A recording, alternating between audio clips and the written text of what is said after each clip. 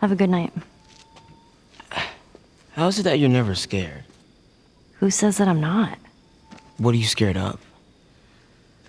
Let's see. Being by myself. I'm scared of ending up alone. What about you? Those things out there. What if the people are still inside? What if they're trapped in there without any control of their body? Scared of that happening to me. Okay. First of all, we're a team now. Okay, we're gonna help each other out. And second, they might still look like people, but that person is not in there anymore. Henry says that they've moved on, that they're with their families, like in heaven. Do you think that's true? I go back and forth. I mean, I'd like to believe it. But you don't. I guess not. Yeah, me neither.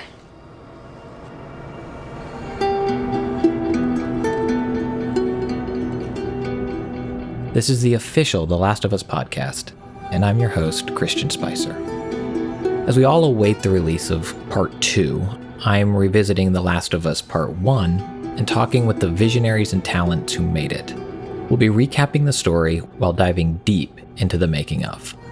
If you haven't listened to episode 1 yet, do that now, because we're walking through this story chronologically. And that means in today's episode, we'll be working our way through the rest of summer. And I'll be talking again with Troy Baker and Ashley Johnson, aka Joel and Ellie. And I'll also be talking with art director Eric Pangilinan, and of course, writer and creative director Neil Druckmann.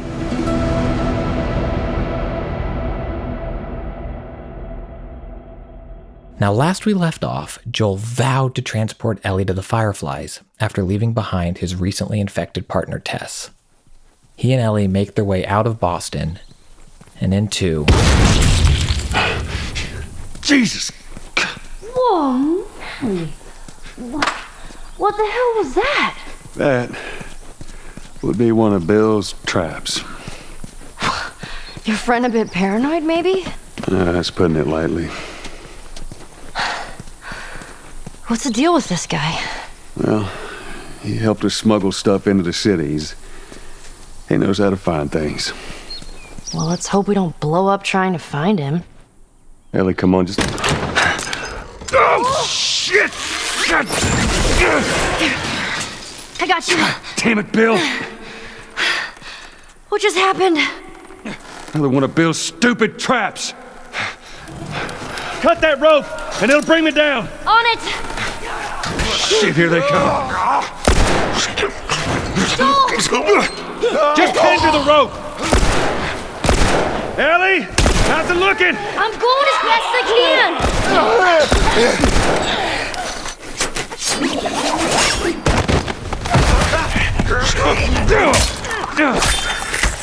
Get off your ass on your... We're meeting Bill, which as a player, I expect Bill to die. I expect to like Bill. I expect Bill to die. And I expect Joel and Ellie to be worse off because of it. Who is Bill to Joel? And then in that moment, who is Bill to Ellie coming into this from a new perspective? You know, when we work on the story, we write everything on index cards and we outline it on this big cork board. And every section has a purpose. So one of the things we wanted to explore in this story is like, how are people surviving? The people that are kind of situated in a place, what do they do to survive? We've seen so far the military, which is surviving by these very kind of oppressive means. It means people don't have freedom of movement. They might not have as much food as they want to, but they're mostly protected from the infected. That's one version. And then we want to say, okay, what if someone could survive by themselves? So it does two things. One is it sets up, okay, here's another way to survive in this world. And what are the pros and cons of that? But the other thing is it reflects, it's almost like Bill's he's taken Joel's philosophy, or what Joel believes his philosophy is, to the nth degree. It's like Joel believes like you don't get attached to anyone. That sort of shit's good for one thing. getting you killed. You live by yourself, and that's how you survive. And I realize it's got to be just me. And we get to see, okay, well, this is what that looks like. Bill, it ain't like that. It's Bullshit. It is just like that.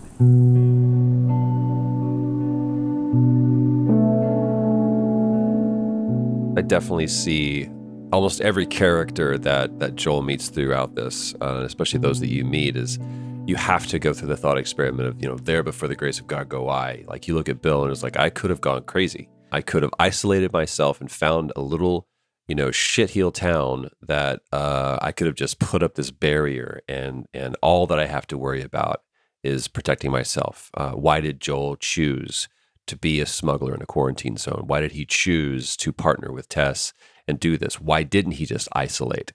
But I definitely do look at that relationship with Bill, which is primarily, we know that Bill and Tess are kind of like that's the relationship, right? Joel is always kind of on the outside of that. He's the plus one.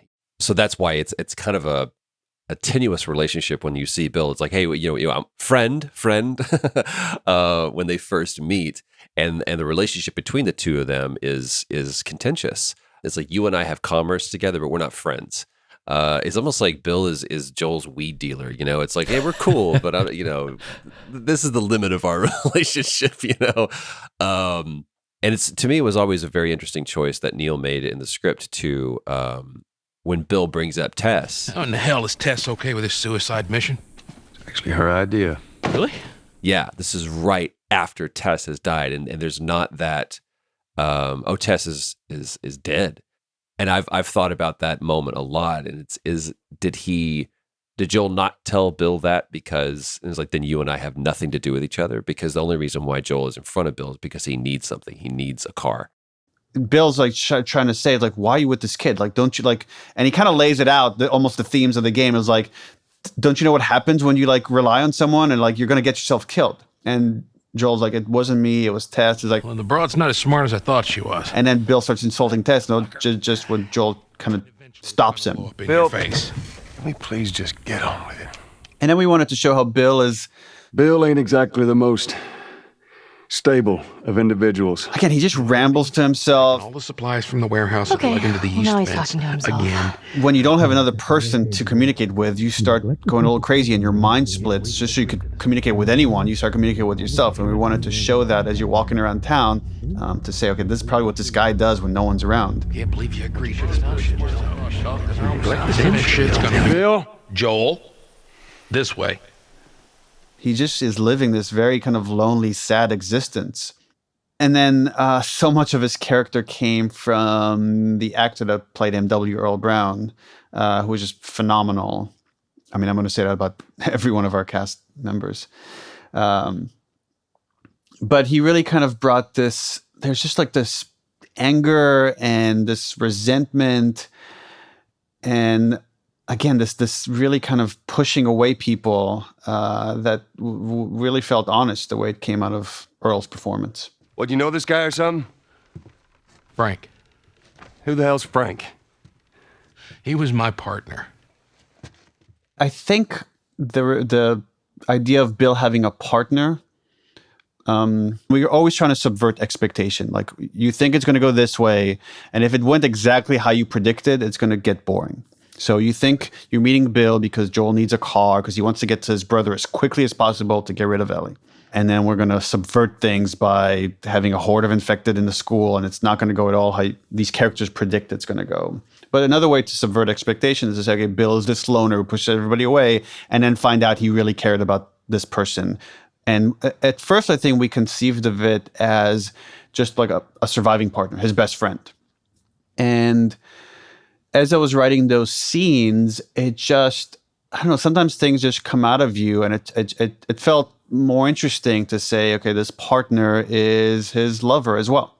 When we shoot these scenes, we first do a table read where we kind of get the actors to say the words for the first time, maybe improvise some changes, but really make them part of the storytelling process. Every chance I get the opportunity to talk about specifically the character of Bill, I love bringing up the fact that W. Earl Brown, what he brought to that character specifically was he infused that character with the soul.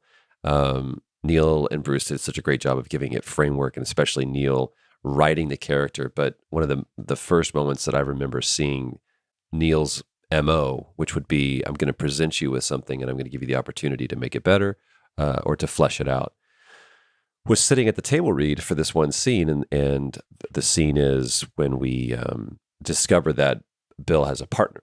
And that was the specific word that was used. Just use the word partner. And Earl asked Neil, he goes, when you say partner, what are you stating? And Neil says, and his famous phrase now, what do you think? And Earl made the choice. He's like, if it's all right with you, I think it's interesting that in this world, this man found partnership, he found connection, and he found love in this person. And that's what it was. But that was a choice that Earl made purely as an actor, that Neil facilitated and supported that decision. At the time, I didn't think about what representation could mean to other people in this instance. I don't know why I didn't think about, and maybe I should have. But since the game has come out and there was like just a nuanced gay relationship that people connected with and identified with, and they come and have expressed to me how much it meant to them to see it represented so honestly, or represented as well as we did it. It just kind of reinforced that feeling of seeing yourself in something you love, or seeing yourself in a movie, in a game, in a book. It's such a unique feeling that I can relate to on other levels. That it's just something that has become part of our process now to make sure that we're inclusive to tell better stories. It leads to better stories, and it leads to more people being able to connect to different layers of your stories than just kind of telling the same stories with the same kind of characters and the same kind of relationships.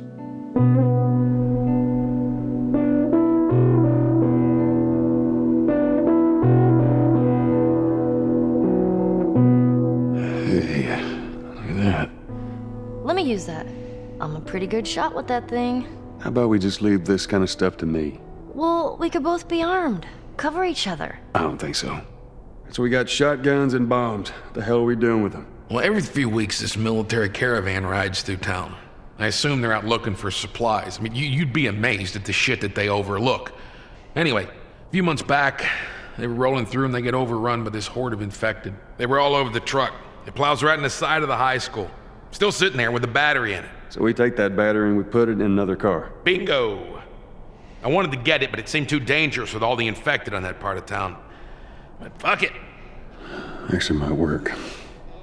Ellie, come on. Look, there's the school. All right. Ready? Guess we'll find out.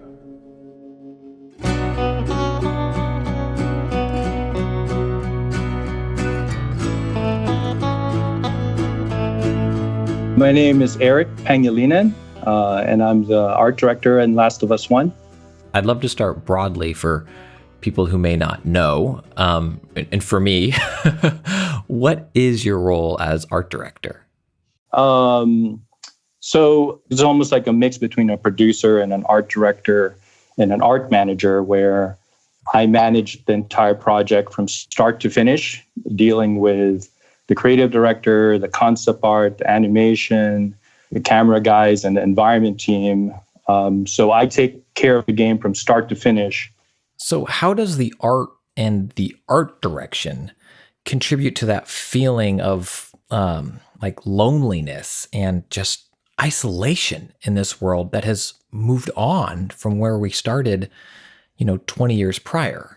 I think one of the goals we tried to do in the art was to contrast that, because the feeling and the situations we put the players in is very grim, very sad, very violent. And we want to contrast that with the environment being beautiful, open, bright. How do you balance the beauty of nature with the destruction of what it represents? That here's this beautiful flower, per se, but it's not where a flower should be if society was as it was, 20 years prior. How do you balance that? I think for us, we searched the internet, we look for references, and like in most images we saw, it was just overwhelming. It was just nature will take back everything, and for us, for the art director, it's more about balancing that so that it's visually appealing. We use that to our advantage in separating the values and separating what is nature and what is the environment so that it creates a good balance aesthetically to the world. It gives us opportunities to create natural formations with what was once man-made, like using bridges as pathways for water to go by. So you have all of these waterfalls cascading on top of each other, but instead of rocks, you have like the pancaked freeway.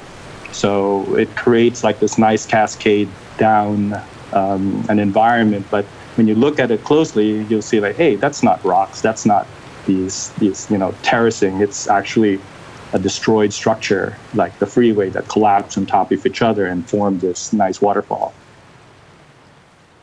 One of the moments I'd really like to talk about, it's arguably the first, and I think certainly one of the few, it's the boss fight in the game, right? Like if boss fights even exist in the game, it's not like a health bar shows up and boss fight, comes on screen, but it's the encounter with the bloater. It's such an important moment in the game. And I'd love to hear how that moment and the gym were created. What the fuck is that? Goddamn bloater! What? Ellie, take cover! I guess the bloater is an interesting part in the game, but I think I remember us being very against like making this feel like a game. We want you to be immersed in it as if you're in the world. So UI was a very careful balance in how much UI we're going to give the player so that it doesn't put them in like, oh, now you're in a combat space. Oh, now you're fighting this boss or something. So we were very careful not to take you out of that experience. And one of the things that we do in the environment, especially like man-made environments like the school, was to go very deep with the identity of the space. So we try to treat every space architecturally correct, and we try to study the interior designs of each of these structures so that we are designing it as if it's a real school, and then applying this environmental storytelling of like what happened to that place. Like, did it collapse? Did it get flooded? How did the dirt manage to get to this area, and what did it do to the materials, like the floor, to the roof? How do you apply the infected into this area? Like, how do you show the pattern of the growth coming from a source? So the bloater is really like the pinnacle of the most dangerous part of the infection. And I think that's why this thing was treated like it was the boss, and it was presented in a way where you can see its maximum strength, like in this gym, and you were able to fight this with all your most powerful weapons. And at least for me, I feel like it also represented, because it felt like a real space, almost a micro version of a hero's journey coming complete, where it's the realization of, for so many people, projecting my own feelings, but the school bully and that bullying happening in gym, right? Like, be it the tough gym teacher and she's yelling at you, or the kid who pushes you into the locker. And here's Joel, this man's man, survived everything so far, taking on the bully in the school gym. Yeah, I've never seen it that way, but yeah, that does make sense. And I guess that's why it's like the boss fight, right? Like you have to up that thing with the danger of the situation with something bigger. And I think for us that was the solution. And it's something that, if you were stuck with in an enclosed space, you'd be totally screwed. And so like getting introduced to the bloater in this big gym is actually great, because it gets you prepared for the other situations, which would be a lot hairier than this.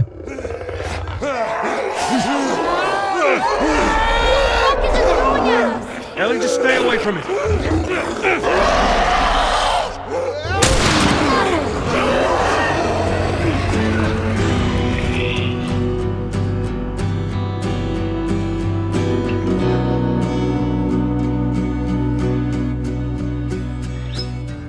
They destroy the bloater and make their way out of the high school. And they find Frank's body. They see Frank's body when they're in the middle of a yelling match. Bill? Somebody had the same idea. They stole my shit. Well, then what the hell is plan B? You ought to be thankful you're still drawing breath. That was plan A, B, C, all the way to fucking Z. And furthermore, tell Tess that she could take this job. Don't you bring Tess into this. Shove it right up nothing to do with... And then they find this body. Jesus. What, you know this guy or something? Frank. Who the hell's Frank? He was my partner. He's the only idiot that would wear a shirt like that. He's got bites. And then Bill revealed that Frank was his partner, and we see Joel, there's a moment of empathy.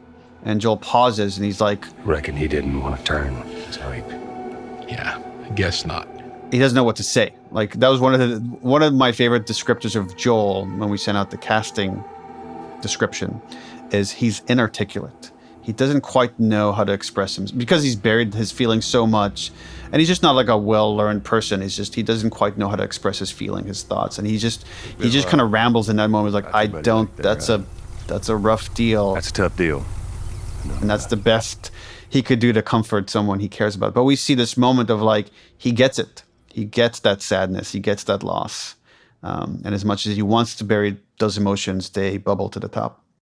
When we get to that scene and he says, you know, he's so clinical about it. He's like, yeah, it looks like you got bit here, here, and here. And he has this one moment of contemplative grief. And then it's back to Bill. He's like, you get rid of that girl as soon as you can. You know, this is the last time I'm ever going to see you because you're going to be a dead man. We square. We're square. And get the fuck out of my town. That's it. But it's a reminder, if nothing else, I think for Joel, Bill, that whole arc serves as a quasi-Faustian, this neo Jiminy Cricket going, remember, you get attached and it'll fuck you. Don't care about people. Remember, don't care about people. This is about getting this one thing and getting to the other side. Don't get emotional about this, Joel. That's what I think the purpose of Bill serves to Joel. It's a reminder of the atrocities of this world that we're in.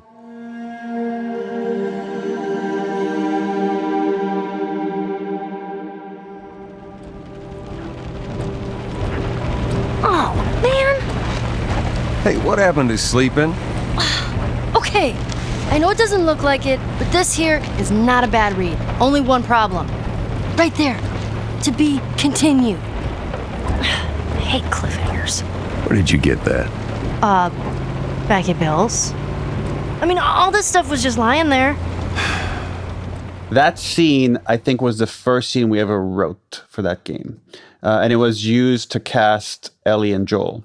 And it was just because we knew like there's so much like violence and intensity and drama in the story that we need to balance it with lighthearted moments. And that's why it was so important to get the kind of levity that's in the scene and the kind of chemistry that these characters needed to have in this scene. So in that instance, it was like, well, what would Ellie steal from Bill? And she steals all sorts of stuff. But I remember the comic book was just the first inkling we had that, Ellie would be into comics and there would be such a rarity in the world that she would get excited every time she found a comic. And then that later turned into its own mechanic that as Joel, as you're exploring, you could find these comics that then you gift Ellie. And it was another way systemically to build in their relationship. And Neil, you've created real comics. You wrote real Last of Us comics.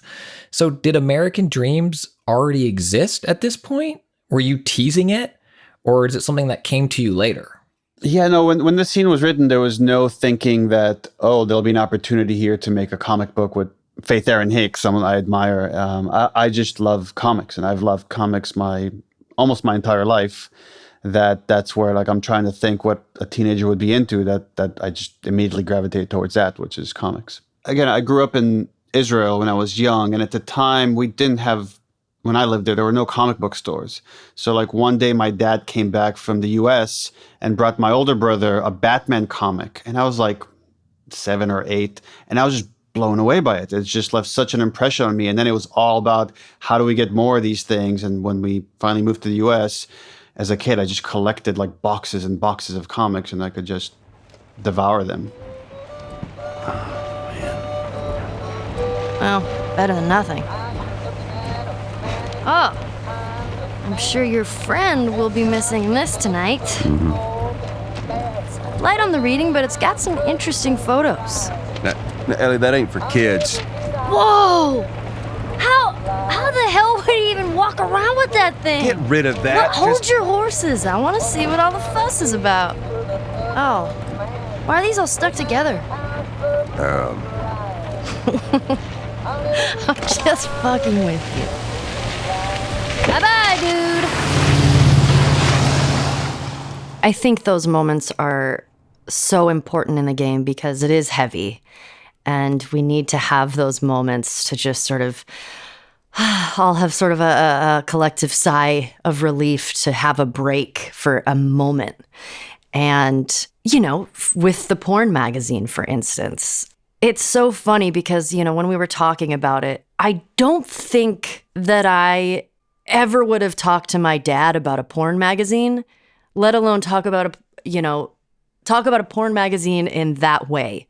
But that just shows how interesting Joel and Ellie's relationship is. And the whole joke where she asks why the pages are stuck together and he panics, but she's fucking with him. She knows. And it's so good because you think it's going to be a moment where Joel is panicking and he's like, oh man, I got to have the birds and the bees conversation with her. And she's like, nah, dude, I already know about all that shit. It's fine.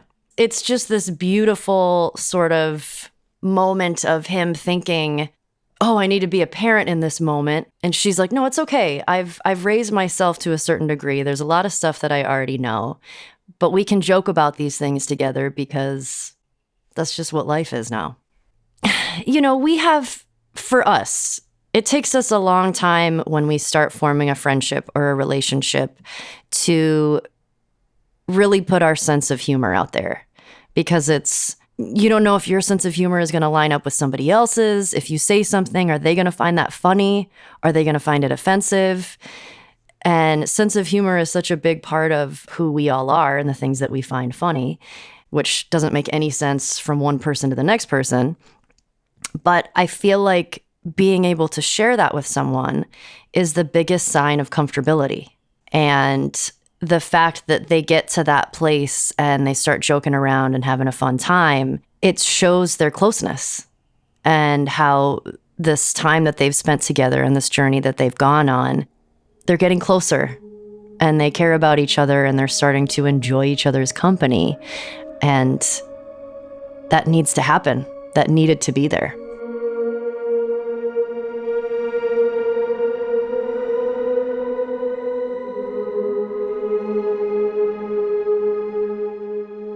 As we move through the game, the world becomes, or aspects of the world, there are still moments of levity, but aspects of the world become more brutal in terms of both the human enemies that we encounter and their ferocity, and also enemies like hunters. Easy. Please! Holy shit. Help! Are we gonna help him? Put your seatbelt on, Ellie. Well, what about the guy? He ain't even hurt.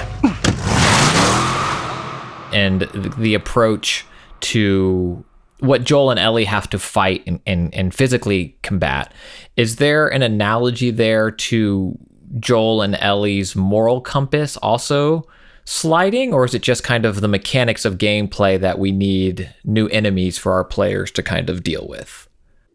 It's almost all those things. So we wanted to show there are multiple threats in this world. One is the infected, and it's almost like when you think of a natural disaster. There isn't someone strategizing how to use these infected to kill people. Just nature is now killing us in large numbers.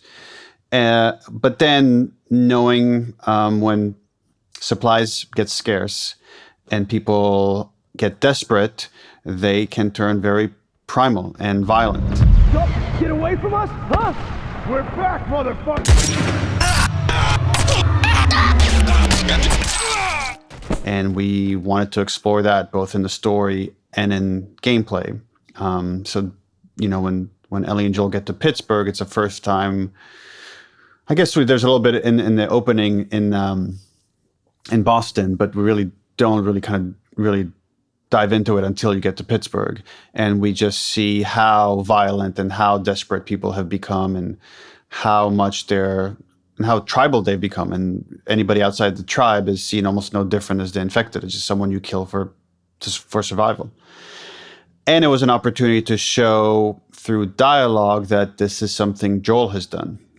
So I remember, as we talk about these different parts, I remember in my head when they came online, and we started production of the game with Pittsburgh. That was one of the first environments we've built, and worked our way out from there.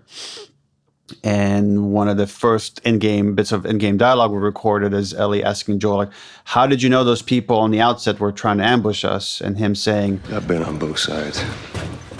Oh. So, you kill a lot of innocent people? We'll take that as a yes. Take it however you want. And it was just it took a lot of time to get to that dialogue, but what I love about dialogue like that is it just all of a sudden your brain is filled with all sorts of backstory of what this guy must have done to get to this place, and can he come back from that? It kind of fills your mind about who he is, and then raises interesting questions about where this might go. I think Joel looks at himself as a lone survivor. He's like, whatever you need from me, I'll do whatever you need. I'll do whatever I have to. I don't need a jacket. I don't need a badge. I don't need any kind of affiliation or fraternity, especially. And by the way, that's one of my people are like, what's your favorite line from the game? I was like, that's it. She's like, how did you know about that? And he goes, because I've been on both sides. All right. And it's said so offhand. It's just because, what do you want to know, girl? I'll tell you everything.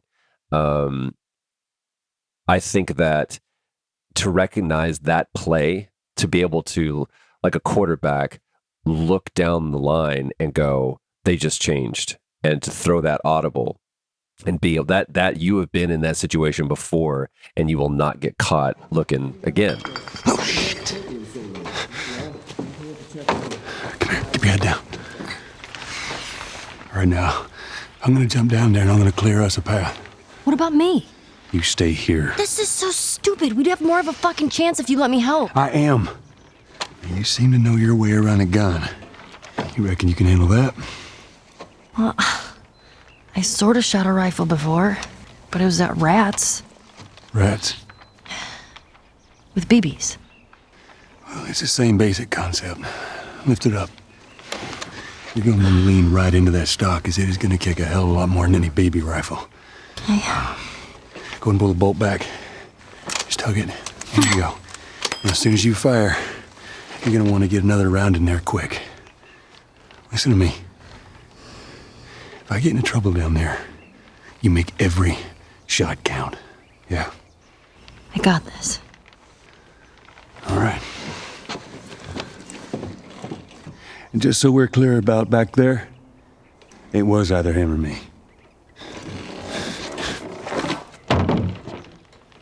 You're welcome. I love that Joel doesn't let her shoot until that point, because she is a kid.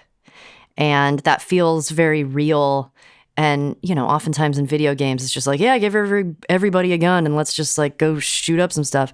But it's so real. It's, if this happened today, there's no way that you would give your 14-year-old kid a gun on day one of an apocalypse. And at least I wouldn't. But that is such a huge turning point in the game and their relationship, because it shows a massive amount of trust between them. And I think Ellie at that point already trusted Joel in terms of how capable he was and how safe she sort of felt with him to a certain degree. But it feels like the first time that Joel puts his trust in her and his life in her hands. And that lands with her. And their relationship is different after that. How can it not be? Yeah, and I think that is the key moment, because it's Ellie going from this, we've seen it so many times in video games, this character that the protagonist needs to escort and protect everywhere, to later that role totally reverses. When we sort of first started shooting the game, there was a lot of conversation. I am a gamer, and as sort of your companion that you are carrying with you the whole time, sometimes it can feel like a burden. Sometimes, not every time. Of course, you fall in love with your companion character and you want to take care of them. But there are moments when you're playing and you're like, they keep like getting in the way, and I keep having to go over here and save them. And obviously, that's the game mechanics. But in sort of the discussions in when we first started shooting, there were a lot of conversations that we had and that I had with Neil where I was like, is there any way for her to be a little bit more capable or helpful? It's like, because I sometimes will get frustrated that like they don't have a weapon or they don't have anything to help, and they're just standing there like, help me. And I was like, I would love for Ellie to not be that. I know she's 14 and we have to keep that into consideration, but if there's some way where she could be more capable, I would love that. How'd I do? How about something a little more your size? It's for emergencies only. Okay. Well, we wanted to apply all this pressure on Joel and Ellie when they're in Pittsburgh and they're stuck in this city, and it seems like everywhere you turn, there's this antagonistic force of the hunters or the infected trying to kill you, that you could easily turn into the same mindset as the hunters and not trust anybody. And anyone you come across, you kill them first, ask questions later. And we see the difference between Joel and Ellie when they come across these two people with Henry and Sam, and Joel's instinct is to just kill them because Joel has seen too much go wrong. It's actually the kids in this scenario of Ellie and Sam that bring pause to everything. Joel, stop! Look! Leave him alone. Easy, son. Just take it easy. It's all right. They're not the bad guys. Lower the gun. Yeah, I thought you were one of them, too. Then I saw you. If you haven't noticed, they don't keep kids around. I'm Henry. This is Sam. I think I caught your name was Joel. Ellie. How many are with you? They're all dead. Hey, we don't know that. We can help each other. Ellie. Safety in numbers and all that. She's right. We could help each other. So it became interesting from a dramatic standpoint to say, okay, now you're going to have to trust someone, a stranger. Can you do that? Is it okay to do that in this world? And they take a chance on them. And now that we have these two kids, where, again, you've been in just this nothing but survival mode. Ellie has just shot a person for the first time. She's lost some of her innocence. So she's in a different mindset. But now when we bring Sam in and someone her age, we get to see them kind of joking. And Henry even comments on that. Wow. All right, ready? Ow. A blueberry hurt you? It's been a while since that boy even cracked a smile. She doesn't seem bothered by all this. So it was an opportunity that we jumped on to explore the innocence of kids, even in horrific settings. And you read about this quite a lot, where people have to find levity, no matter what the situation is. And it happens in Holocaust. It happened in like even in some horrible situations in our world. You find stories of how people have found ways to keep themselves human.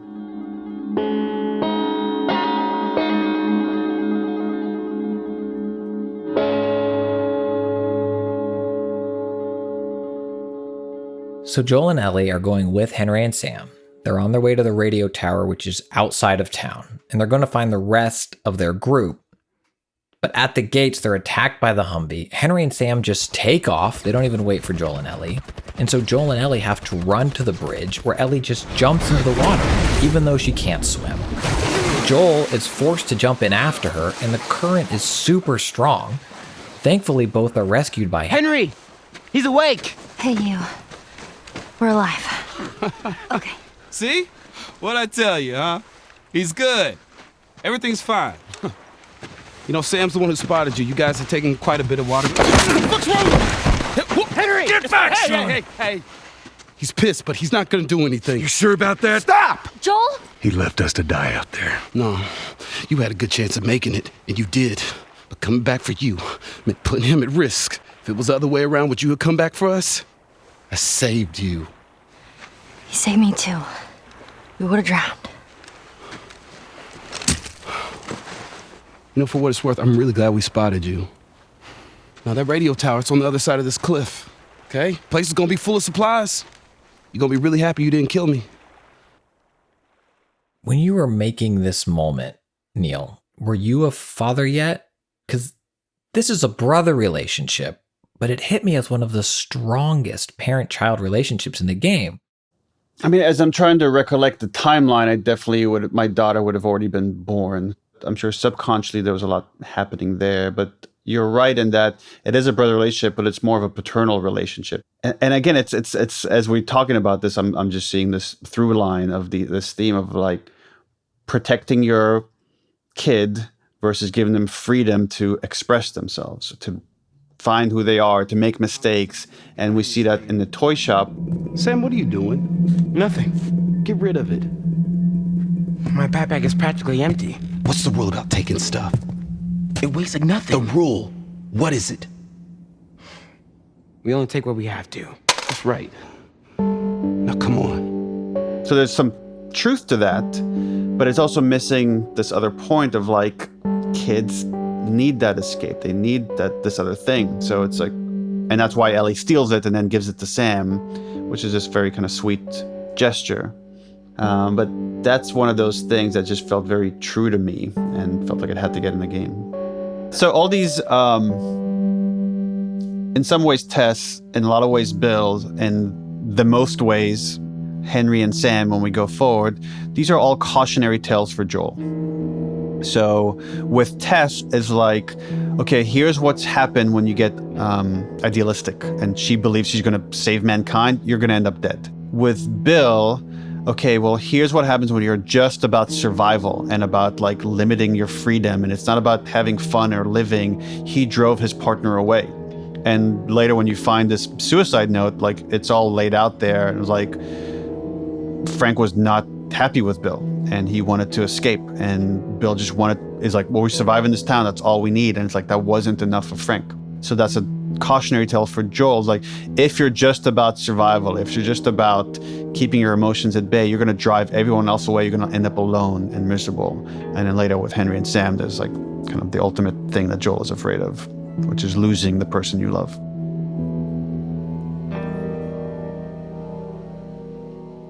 There's a piece of concept art that was one of the first, and if anybody has the collector's art book of The Last of Us, it's the kind of sepia-toned sketch. It's a picture of Joel and Ellie at a campsite, at a fire, and they're laughing. And I carried that picture with me every day to set, because to me, that was always the moment that we were trying to get to. Just the moment of levity, the moment of light. And the closest that we got was the scene with the beans. Shut the hell up. Dead serious. It was Tommy's birthday, and that's all he wanted to do is just rent 2 Harleys and drive cross country. Oh, man. I could die happy if I could just ride one around the block. What was it like? And we get to see for the first time Joel kind of being a bit nostalgic and wistful, and having this moment of recollection of a fond memory. It was good. It was real good. Good? Can you believe this guy? Come on, man, give me details. Describe it. You know what? You two deserve a little privacy. No, Ellie. This isn't just any regular motorcycle, okay? You get on that bad boy, you feel that engine? Nothing like it. Oh, yeah? How would you know? Seen it in my dreams. Okay. that's what we want. And that's what we need. We, at the end of the day, just need a basic human connection. And I think that's something that is very important to Ellie because you don't have all of this external stuff.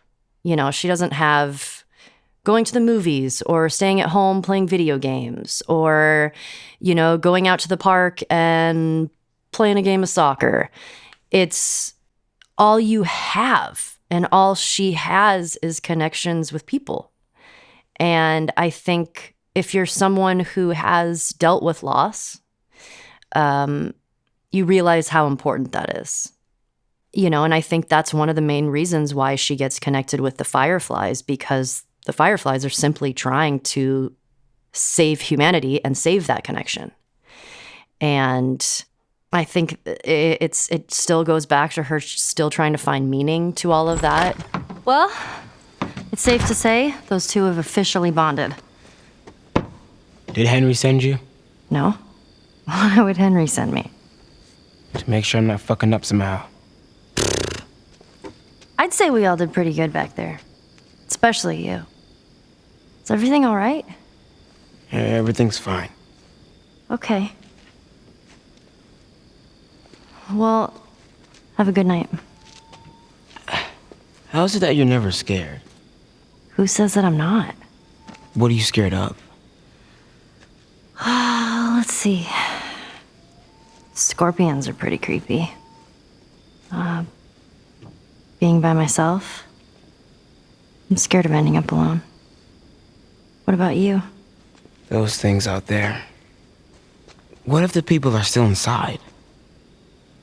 What if they're trapped in there without any control of their body? Scared of that happening to me.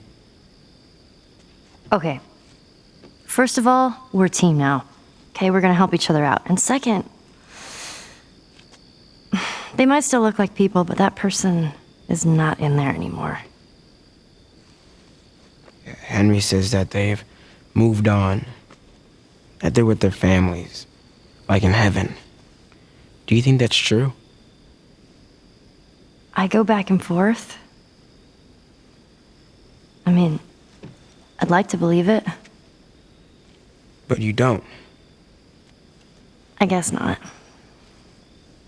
Yeah. Me neither. All right. I'm pooped. I'll see you tomorrow.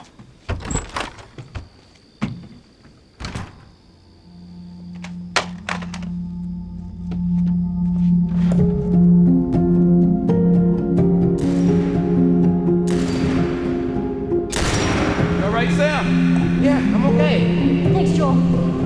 All right. We did it. We should move. No. Sam!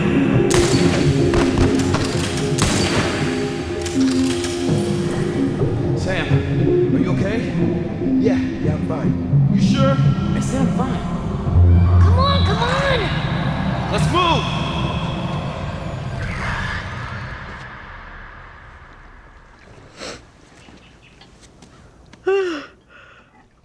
Damn. That smells good. Good morning. Where's Sam? Sam? Sam! The hell? Shit, he's turning! That's my fucking brother! Screw it!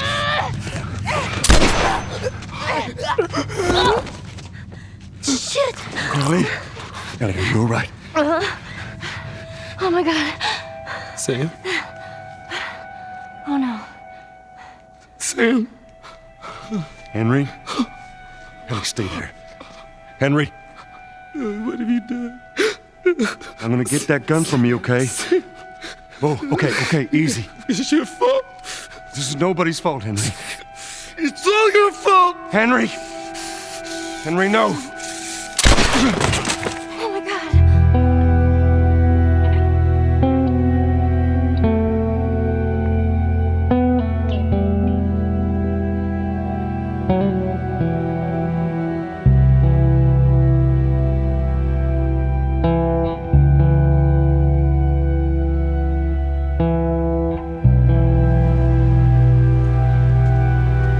Next week on the official The Last of Us podcast.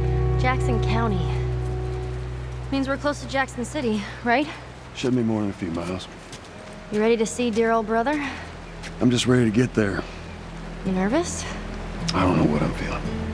I believe that it's one of the most important moments in their relationship because they both, to some degree, are opening up about some heavy stuff. And granted, it's a bit of a heated exchange, but they're getting stuff out. They're both trying to figure out how much they actually do care about each other.